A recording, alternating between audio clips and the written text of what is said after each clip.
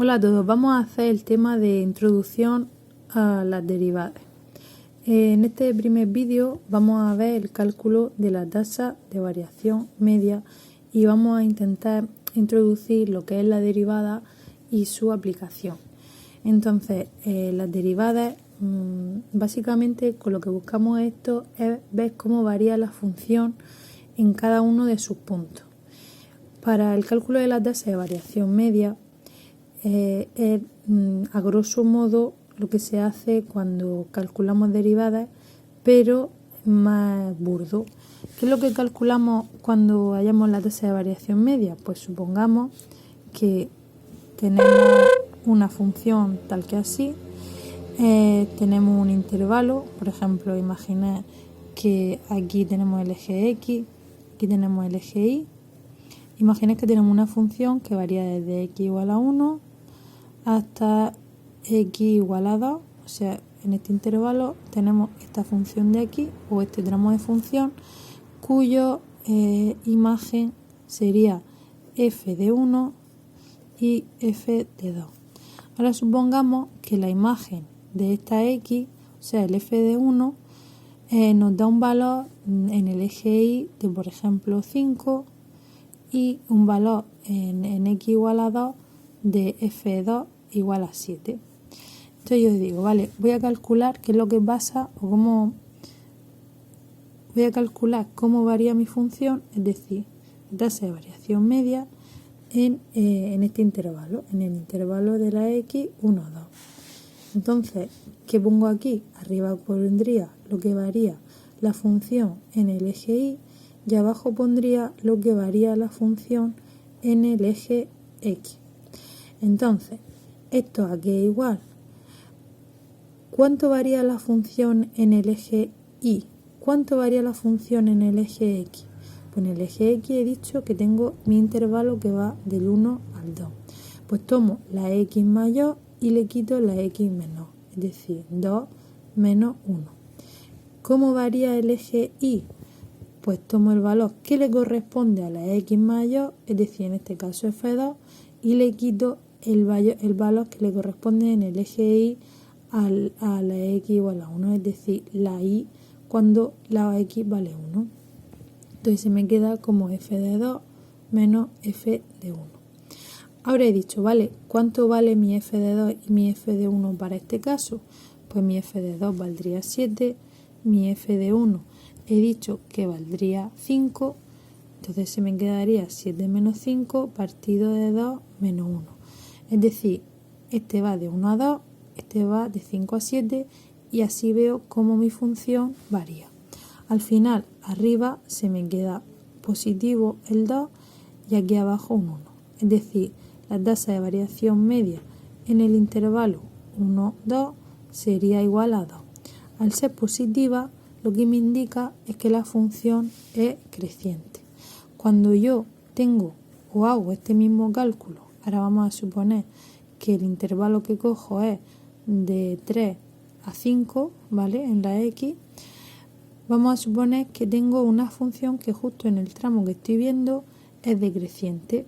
Entonces, que el f de 3 se queda por aquí arriba y en cambio ahora el f de 5 se queda por aquí abajo. Entonces voy a suponer que mi f de 5 ahora vale 1 y mi f de 3 vale 4. Entonces digo, vale, ¿cómo varía mi función en este tramo? Pues voy a calcular su tasa de variación media. La x pasa de 3 a 5, por lo que a mí me interesa el intervalo 3, 5. Y ahora, ¿qué es lo que pongo arriba? Pues el valor final de la x menos el valor inicial. Y lo que pongo arriba es f de 5 menos f de 3. ¿Cuánto vale f de 5? Pues he visto que en este caso es 1. ¿Cuánto vale f de 3? Pues he visto que en este caso es 4. 1 menos 4 partido de 5 menos 3. 1 menos 4 es menos 3, 5 menos 3 es 2, menos 3 medios. Como veis, es negativa la tasa de variación porque la función va decreciendo. Ahora lo siguiente que me pregunto es, vale, ¿Y qué es lo que pasa si en lugar de coger un intervalo marcado como de 3 a 5, yo cojo y lo que tomo es, por ejemplo, empiezo en 2 y ahora digo, vale, pues en lugar de coger una distancia concreta, o sea que llega hasta el 3, hasta el 4, el 5, voy a coger una distancia h. De manera que al final del intervalo tengo mi 2 más h. Si por ejemplo mi h valiera 2, pues el intervalo iría de 2 a 4. Si mi h valiera 3, pues el intervalo iría de 2 a 5. Es decir, que varíe según la h que yo coja. Entonces, si esta es mi h, tendré aquí un f de 2 o un valor en el eje y para el x igual a 2 y aquí tendré un f de 2 más h, que es el valor en el eje y de la x igual a 2 más h. ¿Cómo se queda ahora mi tasa de variación media? Pues se me queda 2, 2 más h, es decir, el intervalo inicia en 2 y acaba en 2 más h. Arriba pongo lo que varía la y, es decir, f de 2 más h menos f de 2, y abajo pongo lo que varía la x, o sea, 2 más h menos 2.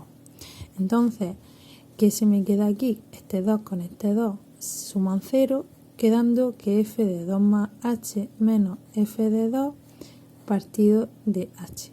Entonces, la tasa de variación media, cuando yo tengo un intervalo, se me queda tal que así. Es decir, primero tengo lo que vale la función en el punto final menos el punto inicial, siempre partido entre h.